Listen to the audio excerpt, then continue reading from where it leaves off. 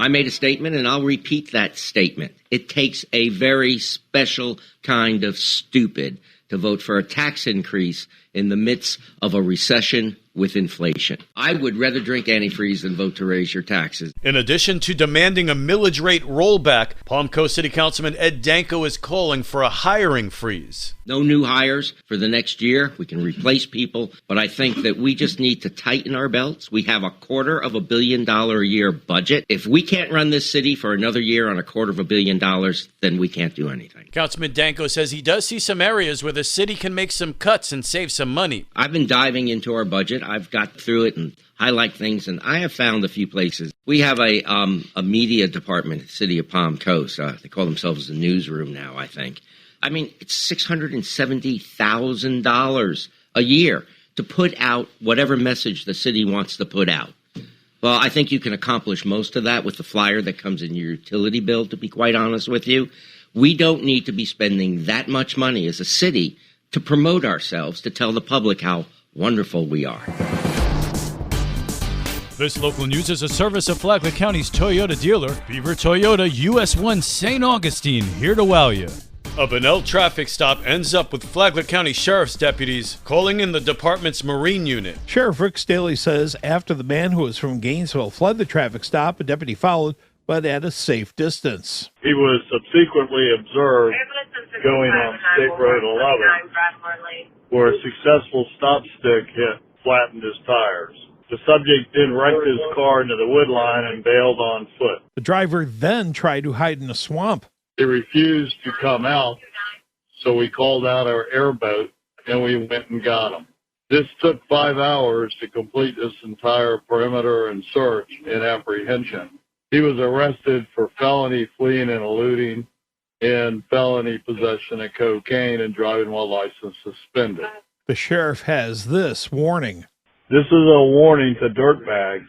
We will pursue you until we get you, no matter what the resources it takes.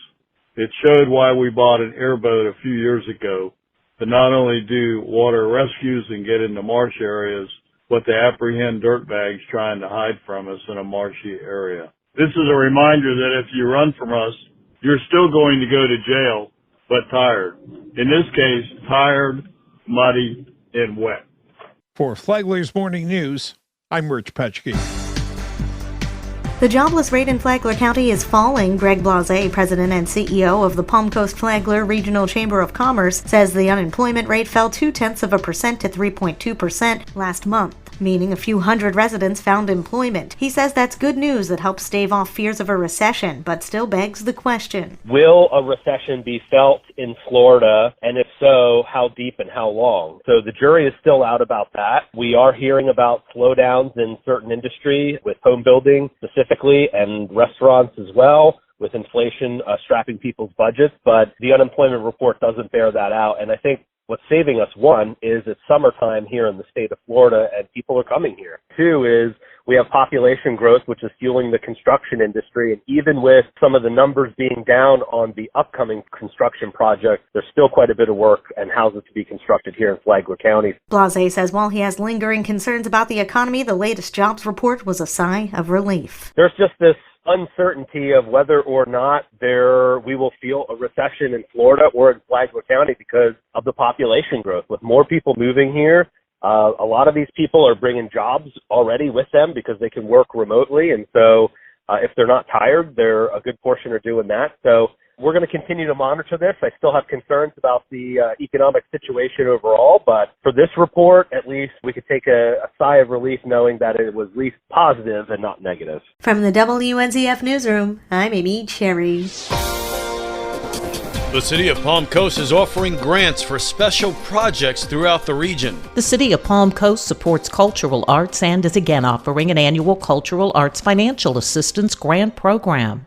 Brittany Kershaw, Communications and Marketing Manager for the City of Palm Coast, has more information. The City of Palm Coast is happy to offer cultural arts grants each year to nonprofit organizations who host programs or events within the City of Palm Coast. We have funds available for the next fiscal year, so if you have an event occurring between between October 1st of this year and September 30th of next year. We want you to go ahead and send us your information. For the upcoming fiscal year, the city has updated the Cultural Art Grant into 2 separate tiers. One tier will be for organizations that host programs and events to generate economic impact for the county. The second tier is for local nonprofit organizations. There is a scoring system for the evaluation process, and each organization will be scored on specific criteria for a potential of 100 points. The city hopes to provide these grants to as many organizations as possible so that we can keep cultural arts alive in Palm Coast. Organizations that meet the grant criteria should email the city's Park and Recreation Department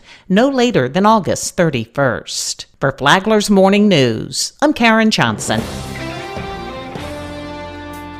What would you do if you dropped out of high school and had no direction? You might hook up with the Flagler Road to Success program.